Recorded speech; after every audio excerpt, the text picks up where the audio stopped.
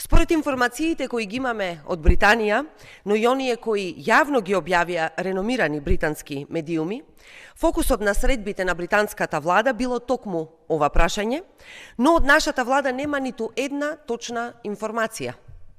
Ова почитување е јасен знак дека повторно на оваа тема нешто се крие. Мицкоски одбил да разговара на оваа тема со реномираниот медиум Times и вчера дал само штур одговор за македонската национална телевизија. Според информациите од Лондон, Велика Британија нуди стратешки инвестиции за земјите од регионот, но тоа доаѓа со разговори и понуди за отварање на кампови за мигранти.